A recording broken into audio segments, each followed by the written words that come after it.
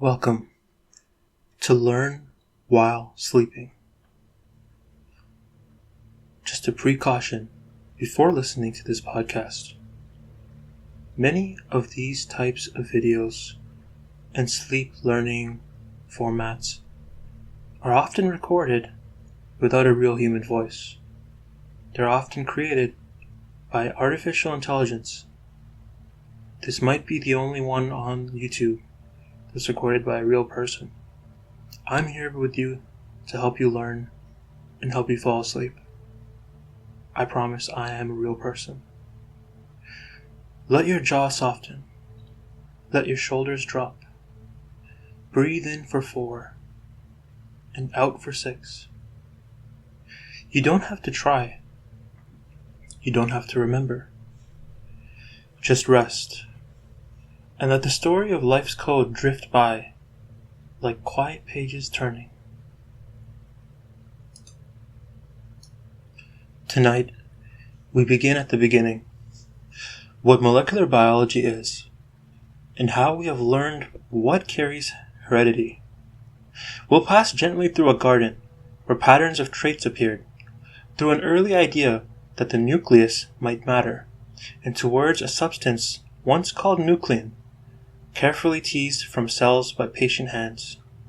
We'll meet quiet experiments with bacteria, smooth and rough colonies, where a transforming principle moved like a whisper between cells, pointing to the chemical body of genes. For now, let the details wait.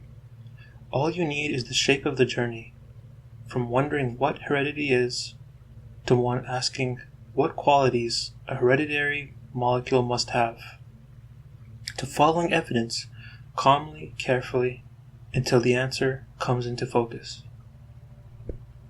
Feel your breath slow.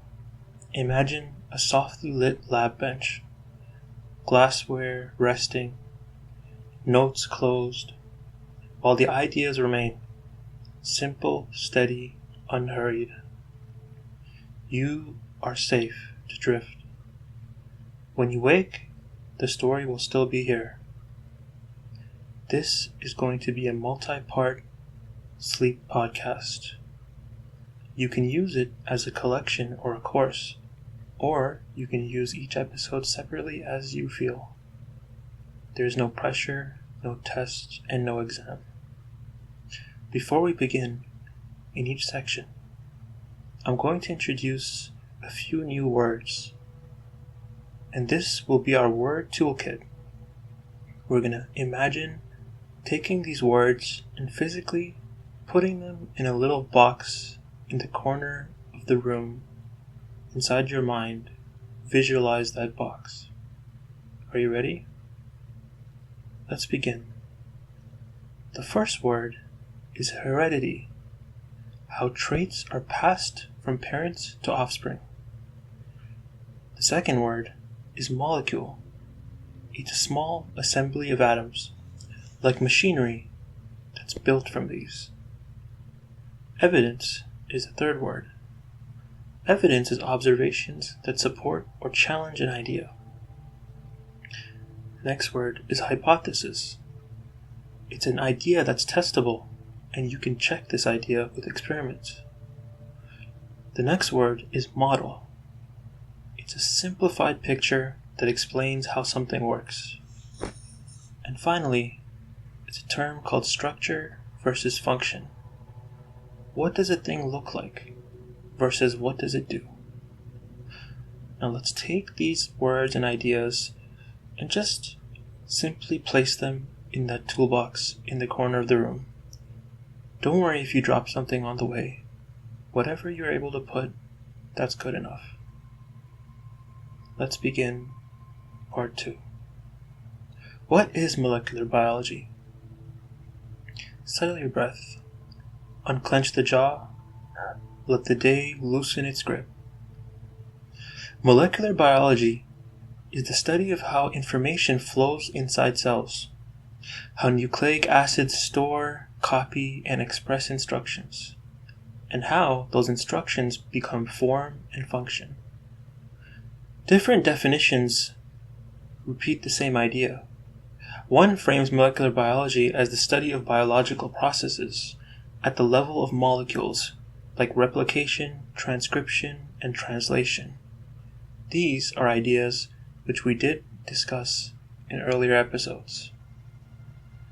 Another highlights the molecules themselves, DNA, RNA, and proteins, and how their interactions explain heredity and phenotype. In this course, the path is practical and historical. We ask, what carries inheritance? We follow the evidence towards DNA and the experiments that proved it. We also learn about the modern toolkit, how DNA can be joined, copied, read, and edited. From early cloning vectors to today's precise methods, how DNA can be damaged by radiation or UV, and how elegant repair pathways restore the code. How genetic screens, forward and reverse, link genes to traits. Don't be overwhelmed by all the new terminology, or if you don't know what some of these things are. This is just a gentle introduction. For tonight, let's hold a slight picture. Molecular biology sits where chemistry meets genetics, a bridge between what cells are made of and how those parts give rise to life. If you fall asleep, that's okay. The key words will still be here when you return. DNA, RNA, protein, copying, reading, repairing, cause, and effect. Here's some terminology that we can add to our molecular toolkit. Remember that toolbox in the corner of your room? Let's pick up a few things and see if we can put one or two of them in there. The first one is molecular biology, which is the study of how DNA, RNA, and proteins store and use information. The second word is genome, all the DNA in an organism. The third word is gene, a segment of DNA that carries instructions for a product, often a protein or functional RNA. The next term is expression, turning a gene's instructions into a working product. There's 4 more. Let's see which ones we can actually put in our toolbox. Replication. It's when you copy DNA to make more DNA. Transcription. It's when you make RNA from a DNA template. Translation. It's when you make protein using an RNA message. And finally, an enzyme. An enzyme is a protein or an RNA that speeds up a chemical reaction. Were you able to pick up any of those words? Even just picking up one and putting it in your toolbox is more than enough.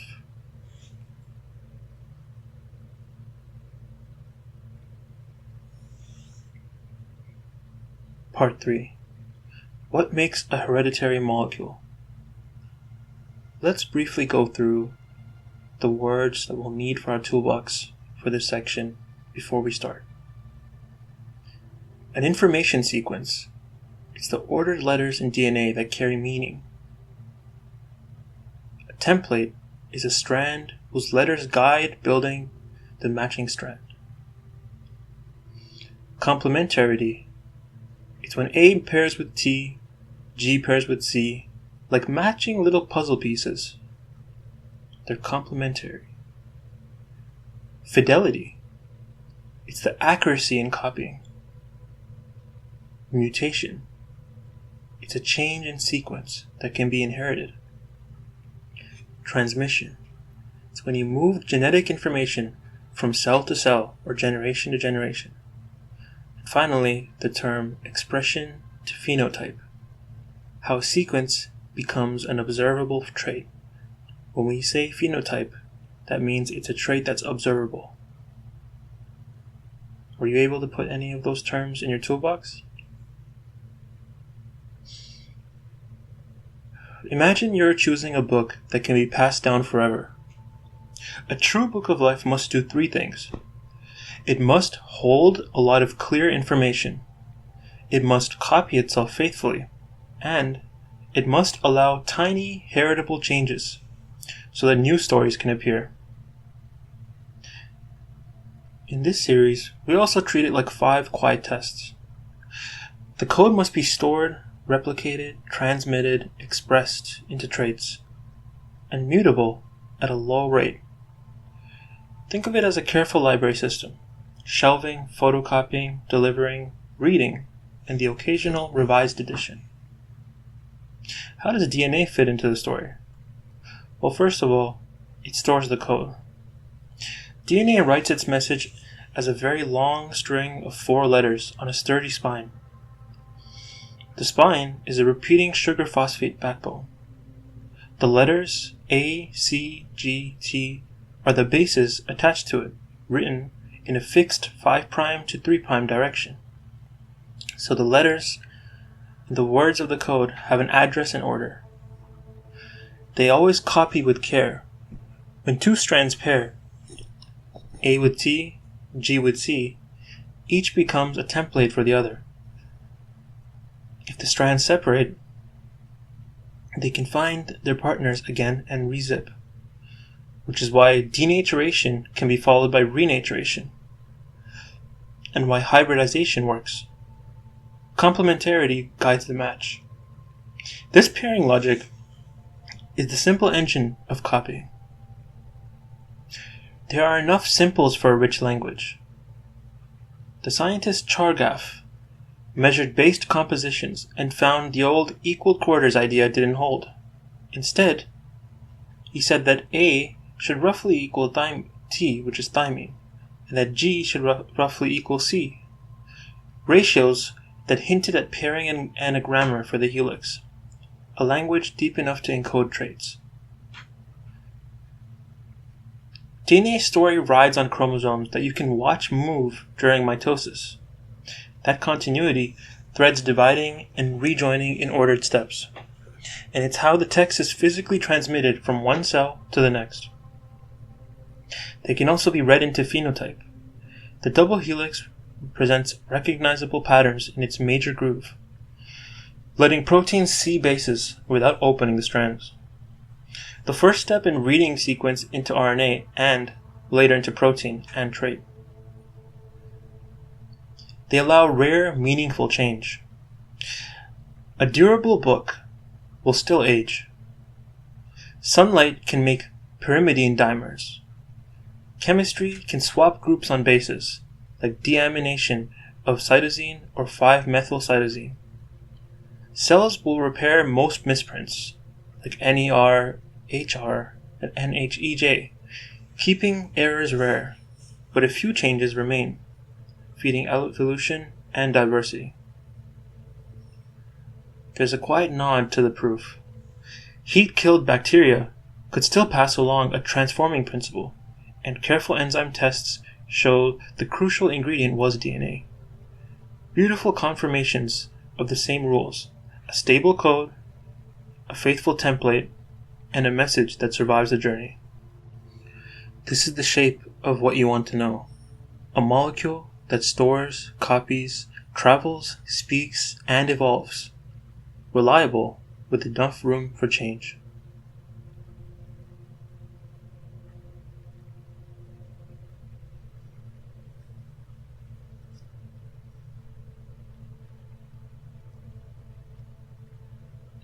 Part 4. Mendel's Garden.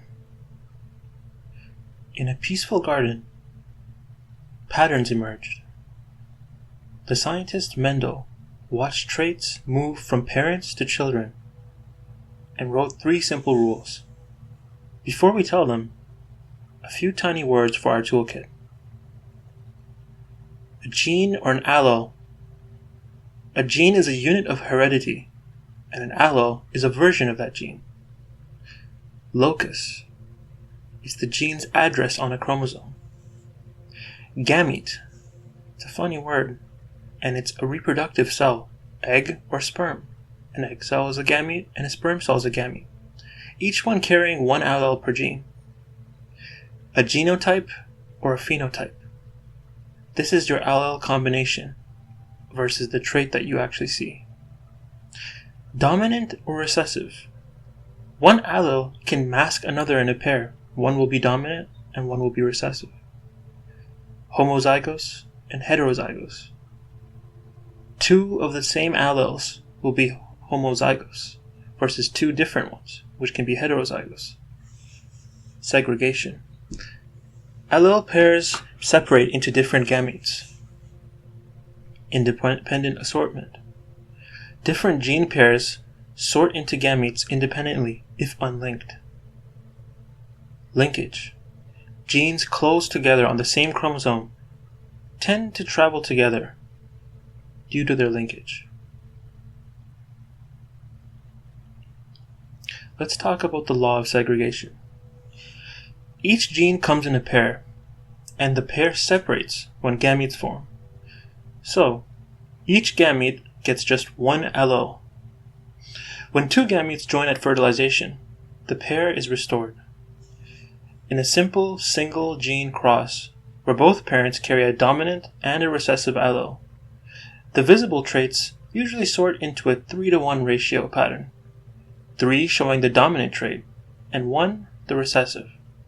This is heredity behaving like tidy packets, not blended paint. Another thing is the law of independent assortment. Different gene pairs will assort independently into gametes, like shuffling 2 decks at once. So one's gene path doesn't control another's, provided that they're on different chromosomes or far apart. In a 2-gene cross, with both parents carrying mixed pairs, the classic outcome is a 9-to-3 to 3-to-1 ratio across 4 visible combinations. When 2 genes travel together more often than expected, that's called linkage. It usually means they sit close together on the same chromosome. What about the law of dominance? Now, when 2 different alleles meet in one organism, sometimes one will mask the other. We call the showing one dominant and the quiet one recessive. The organism's genotype can hold both, but the phenotype looks like the dominant allele. Later, scientists gave Mendel's factors their modern names: genes, genotype, phenotype, and kept his rules. Why these garden rules matter for molecules? Well, segregation hints that hereditary information is stored in discrete little units that can be copied and split cleanly. Independent assortment hints that many such units travel on separate physical carriers, a clue that later pointed to chromosomes. Dominance reminds us that information must be expressed to be seen, foreshadowing the path from DNA to trait. So just because the alleles are present doesn't mean that that's what you will display. Let's make a small bridge to what comes next. Right after Mendel, we will steer towards early evidence that heredity lives in the nucleus, to the chemical isolation of nuclein by Vischer, which is rich in carbon, nitrogen, hydrogen, oxygen, and phosphorus, and onwards to the experiments that named the molecule DNA as the transforming principle in bacteria.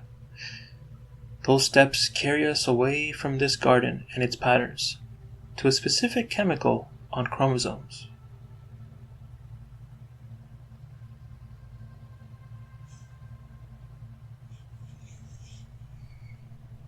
Part 5. From nucleus to nuclein, the early clues to the hereditary substance. Let's go over some words we can add to our toolbox. See if you can get one. Nucleus, the compartment that houses DNA in eukaryotic cells. Chromatin, DNA wrapped with proteins inside the nucleus. Chromosome, a packaged thread of DNA that moves during cell division. Mitosis, the process that divides one cell into 2 identical cells. Nuclein or nucleic acid, the old and modern names for the DNA or RNA material found in nuclei. Nitrogenous base, the letter of DNA or RNA, which can be A, T, G, C, and also U instead of T for RNA. Amino acid, the building block of proteins. A stain or a dye. It's a chemical that makes cellular structures visible under a microscope.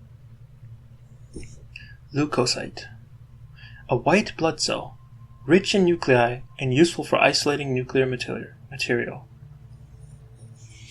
Did you manage to get one?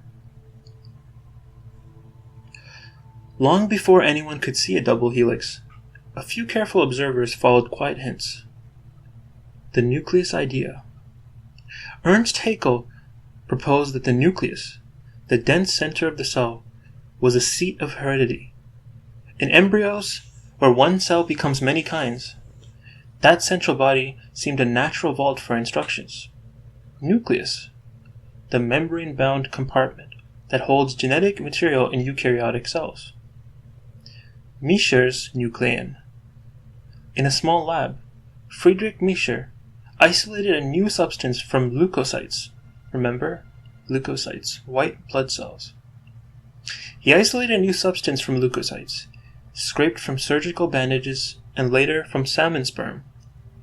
It was rich in carbon, nitrogen, hydrogen, and oxygen, as well as phosphorus, a mix often abbreviated CNHOP. He called it nuclein, because he found it in the nucleus. Later, others would rename it nucleic acid. Leukocyte, as we said before, is a white blood cell. Spermatozoon is a mature male gamete. Fish sperm are packed with nuclear material, making them convenient sources. Albrecht Kossel then showed that this nuclear material contains 4 distinct nitrogen-containing bases. The chemical letters that would one day spell codes. He also contrasted these with the many amino acids that build proteins, sharpening the difference between nucleic acids and proteins. A nitrogenous base, as we said before, is a ring-shaped molecule, like adenine or cytosine, that pairs to store information. Let's talk about chromatin and mitosis. Walter Fleming, he stained cells with dyes that clung to nuclear threads. He named the substance chromatin, or colored material. And he described the dance of division he called mitosis, which is chromosomes condensing, splitting, and moving to opposite sides. Those moving threads hinted that heredity might travel on visible carriers. Chromatin, its DNA with its associated proteins. And mitosis, the process of one cell dividing into 2 identical cells. We're telling a story here. As ideas mature, scientists coined a few anchors. Gene, which is a unit of heredity, genotype, the alleles an organism carries, and phenotype, which are the observable traits. These give a clean language to connect invisible molecules to visible outcomes. But where do these threads point? If the nucleus holds a special substance, which is nuclein, if that substance has a distinct set of bases, and if chromosomes carry information through mitosis, then the next question becomes quite simple but sharp. Which chemical exactly is the hereditary one? The answer arrived through a sequence of bacterial experiments, beginning with transformation in pneumonia microbes and the careful removal of sugars, proteins, RNA, until only one ingredient was left.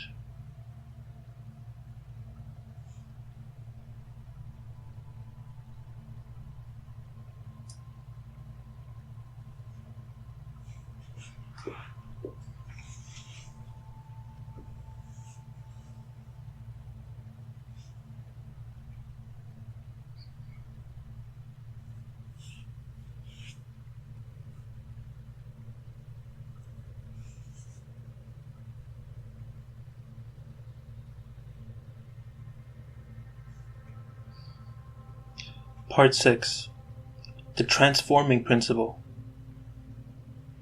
Let's get some words into our word toolkit. Strain, a genetic variety within the same species. Capsule, a sugary coat that helps some bacteria evade immunity. Virulent or avirulent. It's when something is able or unable to cause disease. Transformation, a cell that takes in genetic material and changes its traits. Lysate, the solution of cell contents after breaking cells open. DNase, RNase, and protease. These are enzymes that destroy DNA, RNA, or proteins. In vitro and in vivo. In vitro is in a test tube, and in vivo is in a living organism. Were you able to get one into your box? Scene 1. We're going to make this a story, and we'll see if you can follow along into these different scenes so you can experience the discovery yourself. You are Frederick Griffith, and it's 1928. The room is quiet. Plates of Streptococcus pneumoniae grow on your bench. Under the scope, you see 2 colony types. Small, rough ones, denoted by R, and there's no capsule. And then there are large, smooth ones denoted by S, which are wearing a shiny capsule. The capsule tracks with disease. S is virulent and R is not. You then test them in mice. S kills, R does not. Then you heat kill the S cells, high enough that the cells die, yet some molecules endure. You inject heat-killed S alone. The mice live. Now you mix heat-killed S with live R, and then you inject. The mice die, and from their bodies you culture live S again. Something moved from dead S to living R, and transformed it. The change is stable. The new S kills other mice too. You give it a name in your notebook. The transforming principle. What did this tell us? It told us that when you heat killed the cells which were actually virulent, well, they were no longer killing the mice. But when you took the cells that weren't virulent at all and coupled them with those ones that you killed, well, the few dangerous molecules that survived, they transformed. They went towards the rough R cells, and then they used those to kill the mice. Scene 2. You are Oswald Avery, along with MacLeod and McCarty, and it's 1944. Now the bench is laden with glassware. You will name the principle. No more mice. This is in vitro. Remember what we said? In vitro, inside the test tube. You grow the S cells, you lyse them, and keep the lysate. This is a stew of DNA, RNA, protein, and sugars. You mix with the R cells. The lysate transforms R to S. That's your positive control. One by one, you remove a class of molecules. Then test whether transformation still happens. When you destroy sugars with a capsule, you mix with R and still get S. So, the principle is not sugar. Digest proteins, trypsin and chymotrypsin. Well, it still transforms R and it turns it into S. So, not protein. What about removing RNA with RNase? Still transforms, so not RNA. How about removing DNA with DNase? So you mix with R. No transformation. R stays R. Therefore, the transforming principle is DNA. So you summarize the logic on a card by the centrifuge. Complete lysate transforms. Minus sugar, well, then it transforms. Minus protein, well, then it transforms. Minus RNA, transformation. Well, minus DNA. When we remove DNA, the transformation stops. What's our conclusion? The hereditary activity is in DNA. By the end of these trials, the bench notes align with the bigger picture taking shape around the world. DNA is a hereditary material. Genes reside on it.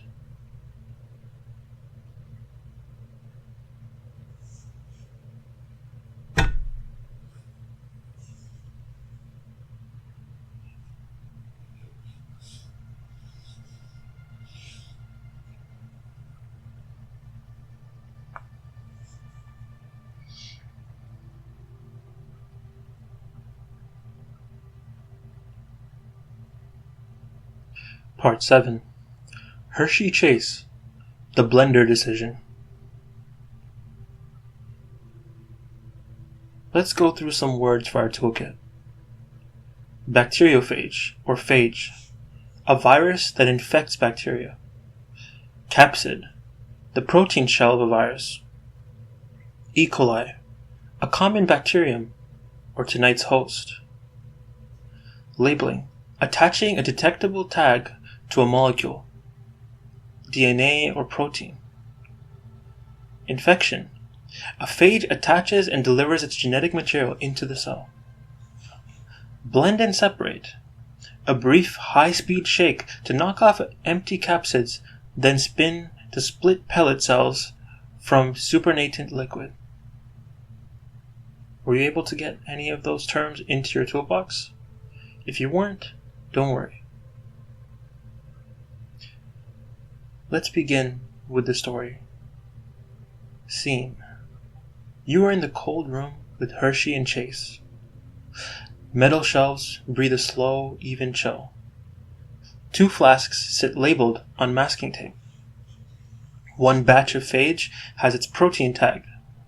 The other has its DNA tagged. The plan is simple. Let each batch infect E. coli. Shear off the lingering cells with a blender, then separate what went into the cells from what stayed outside. If DNA is the genetic material, the signal should track inside cells and into the next generation of phage. If protein carries heredity, the opposite should be true. Well, you start the clock. Phage settle like tiny lunar landers onto the bacterial surface.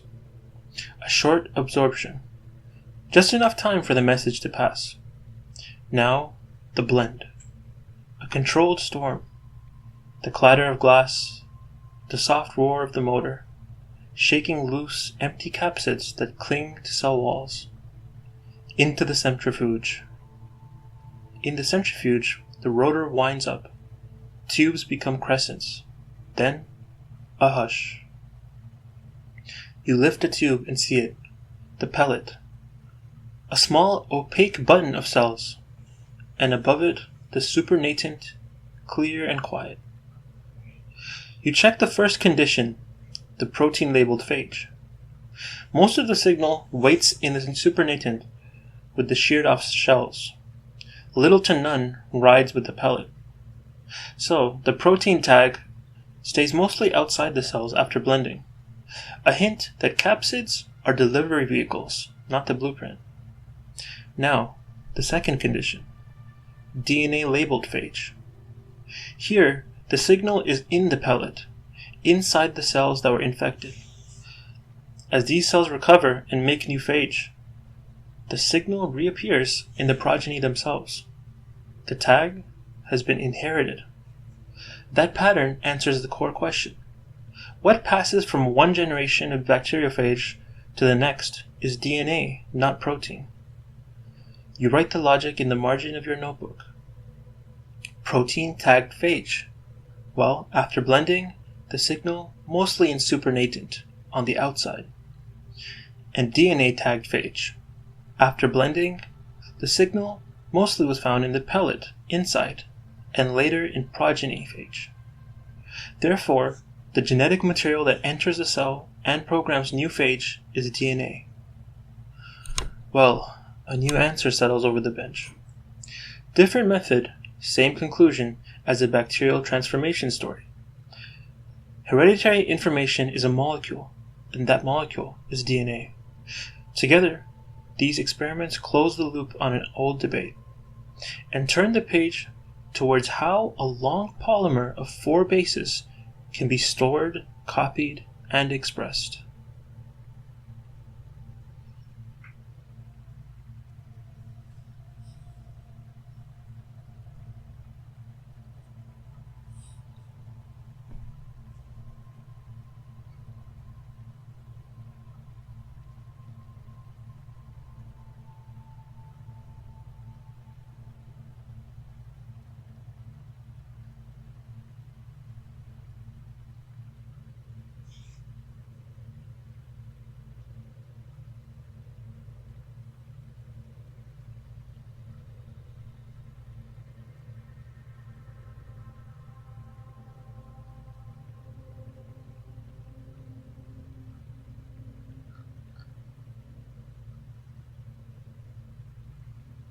Part 8.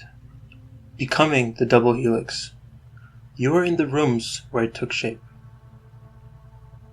Let's go through some words for our word toolkit. Helical rise. How far you will climb with each base pair and step along the spiral ladder. In bDNA, it's 0.34 nanometers, about 1/3 of a billionth of a meter per step. Pitch and turn. It's how many base pairs it takes to go one full circle around the helix. A relaxed average is 10.5 base pairs for one complete twist. Think, about 10.5 rungs per spiral. Major or minor groove. 2 repeating surface paths where proteins can read the pattern of bases without unzipping the strands. The major groove is roomier. The minor is snuggier. A and B and Z forms. Common shapes DNA will take. B is the everyday right-handed form. A is tighter and tilted, often when drier. Z is left-handed, with a zigzag backbone and some purines flipped into a sane posture. Base stacking. The flat bases sit like coins in a roll. Their closeness and gentle attractions help hold the helix together. Finally, hyperchromicity. When strands separate, stacked bases unstack, and single-stranded DNA soaks up more UV light. So, absorption at 260 nanometers goes up.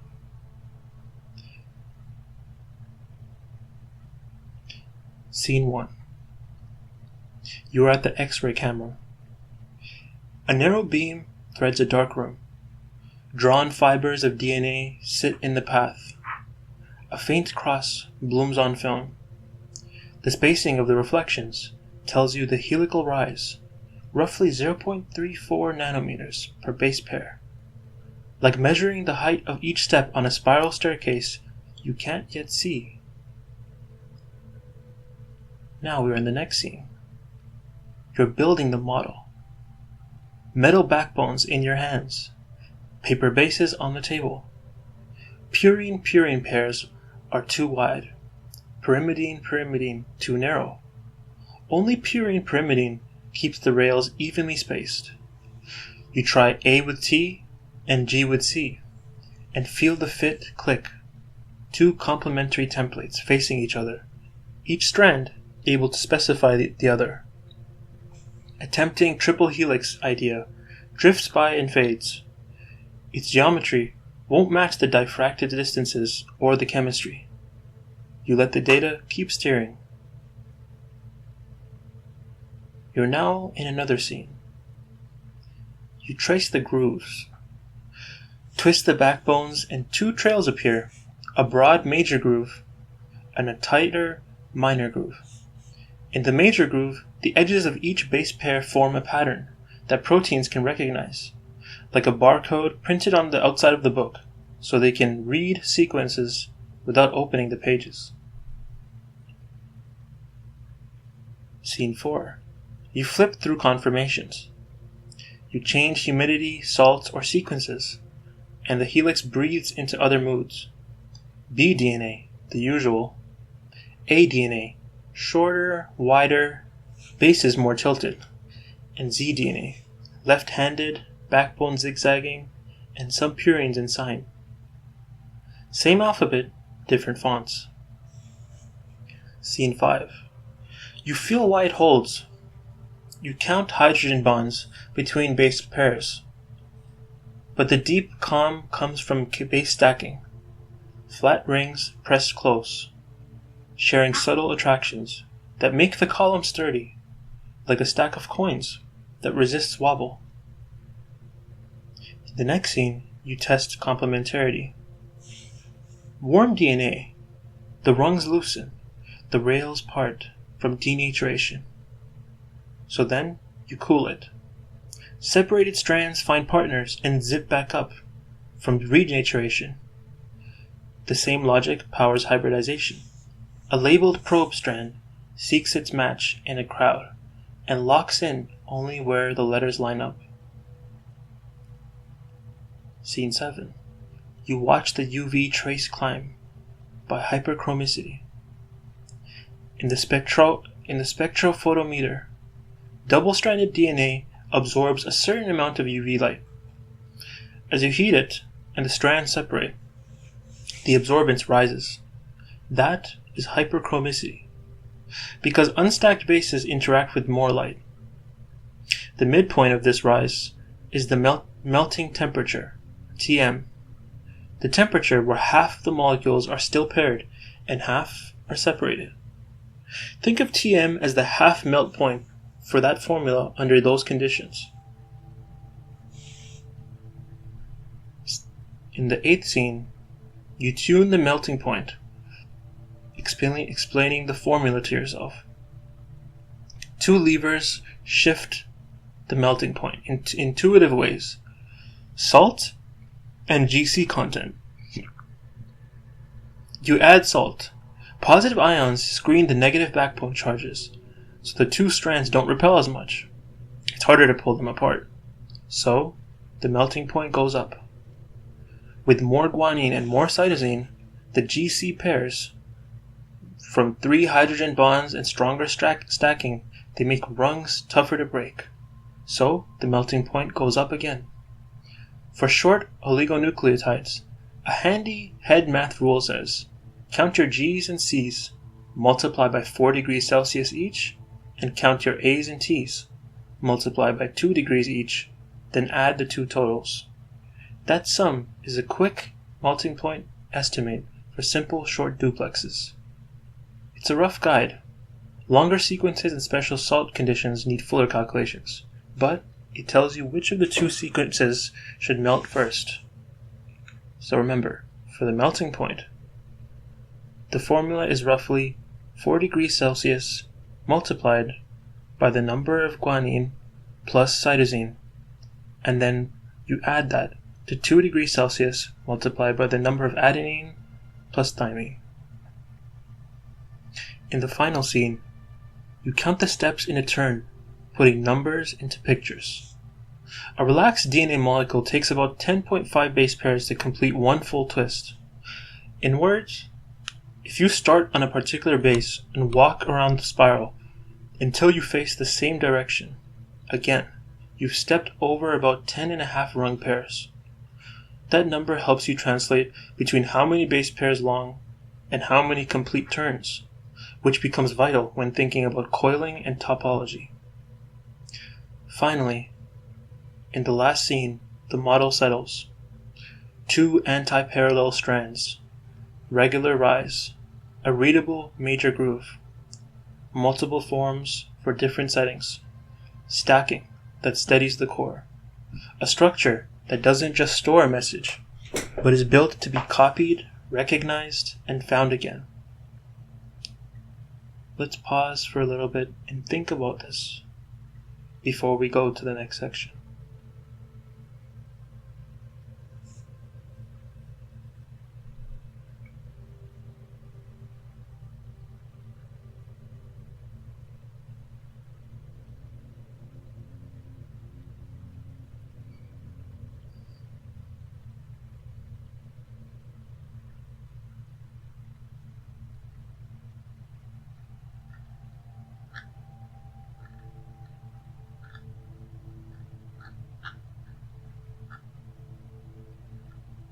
Part 9.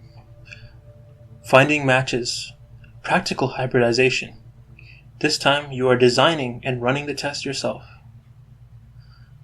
We have a shorter word toolkit this time. Let's see if we can get any of these words into our toolbox. Denature and renature. Denature is when you warm DNA so that the two strands separate. Renaturing is when you cool them so true complements find each other again. This is the core of hybridization, letting a labeled strand seek its matching sequence. Probe. A short labeled piece of DNA or RNA whose letters are chosen to match a target sequence. Stringency. How strict your conditions are. Temperature and salt settings that favor only near perfect matches. Higher temperatures or lower salt will equal a stricter condition. A2060 and hyperchromicity. UV absorbance at 260 nanometers rises as double strands melt to single strands. The midpoint of that rise is the melting temperature, or TM. Now imagine that you are sketching the target and the probe. On paper, you circle a stretch of sequence that you want to detect. You design a probe that is perfectly complementary and just long enough to bind specifically. You estimate its melting point with the quick head math rule for short pieces. As we said before, add 4 degrees for every guanine and cytosine in the probe, and add 2 degrees Celsius for every adenine or thymine. The total is a rough melt point. In words, G and C letters make the duplex harder to pull them apart than A and T. So G and C each contributes more to the temperature where half the probe target pairs fall apart. Now you fix tiny dots of sample DNA on a membrane, or you set your DNA in solution. Then denature it, warming until 2 strands let go. When you introduce the cooled probe, renaturation logic takes over. Only regions with matching letters will zip together, one rung at a time. This is hybridization.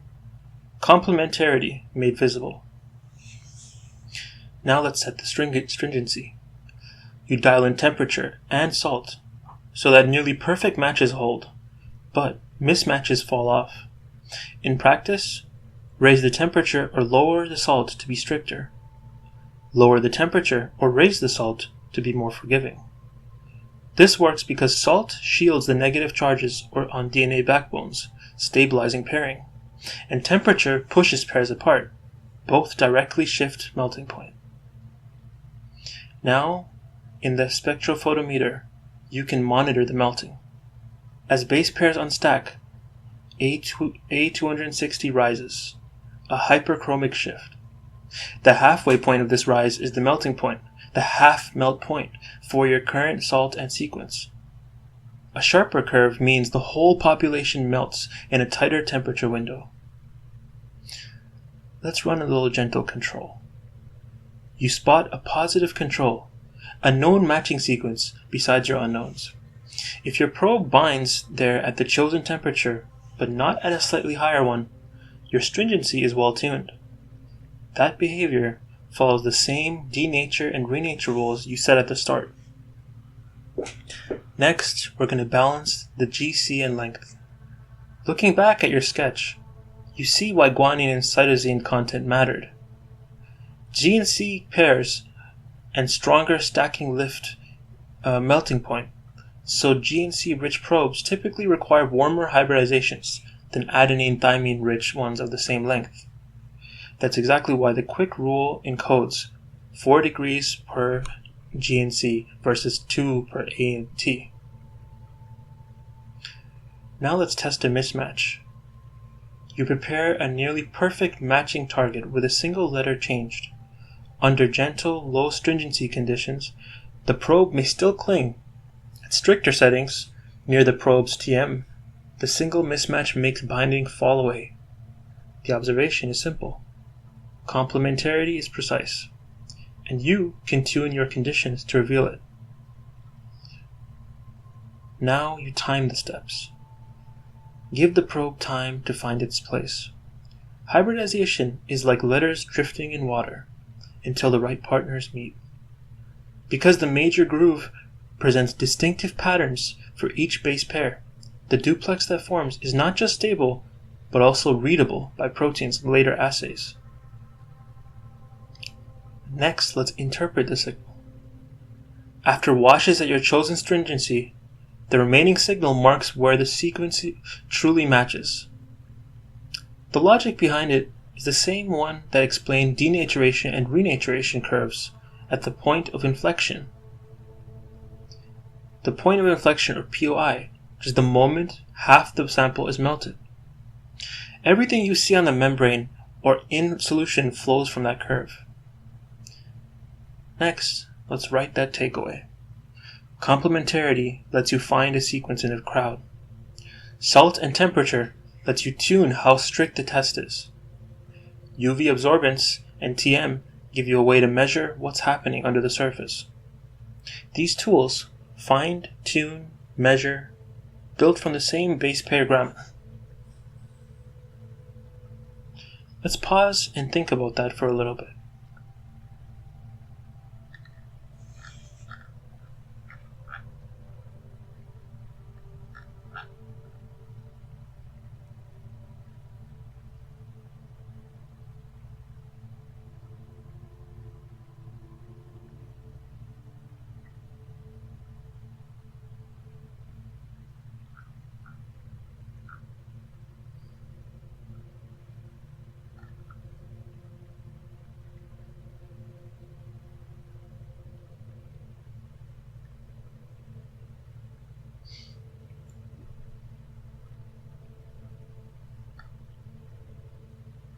Part 10.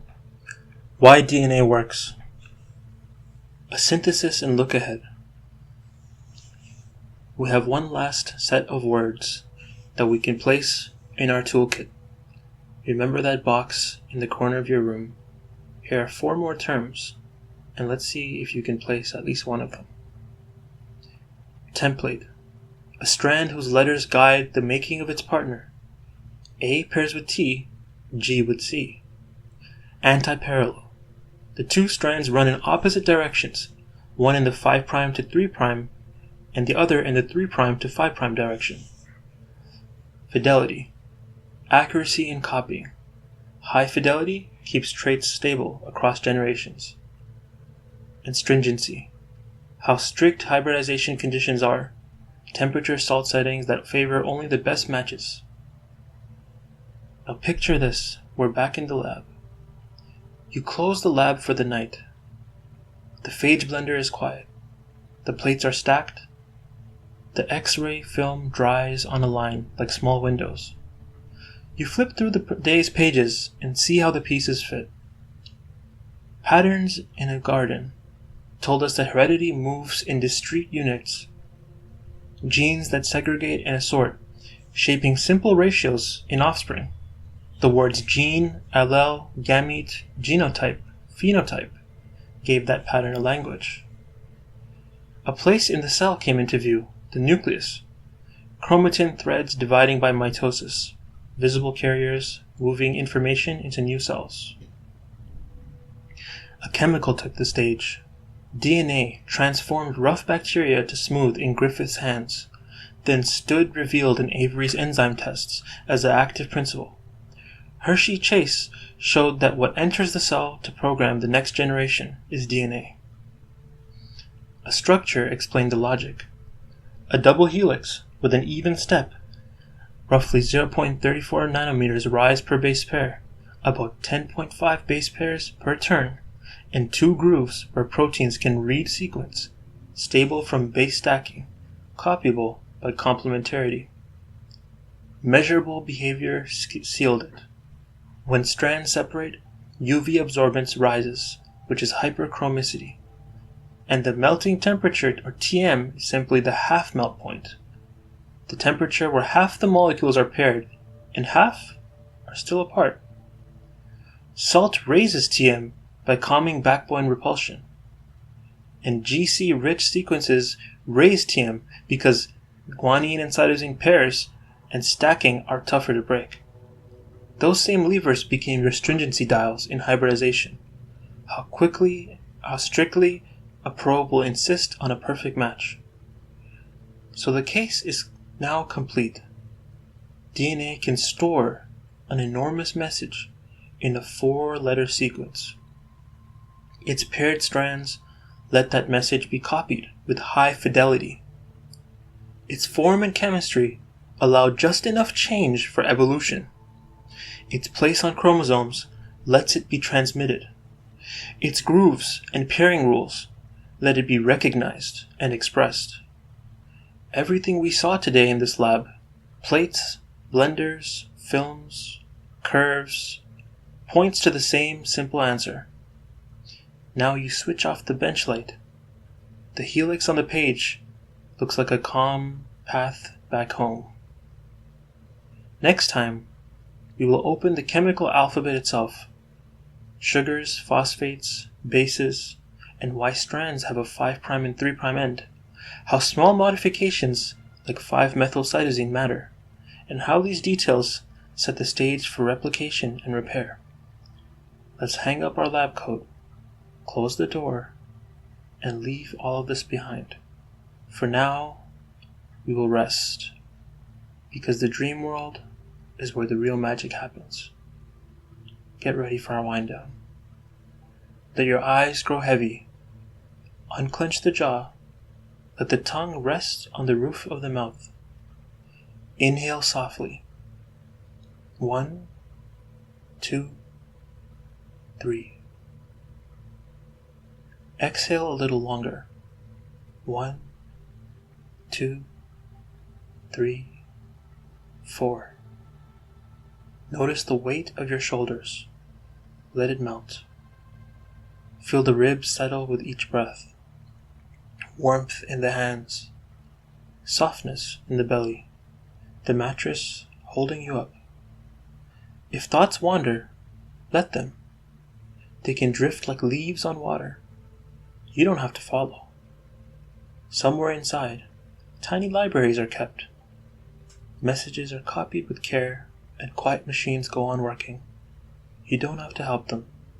You only have to rest. Breathe in, light and easy. Breathe out, slow and unhurried. Again, in and out. As the room grows quieter and your body remembers how to sleep.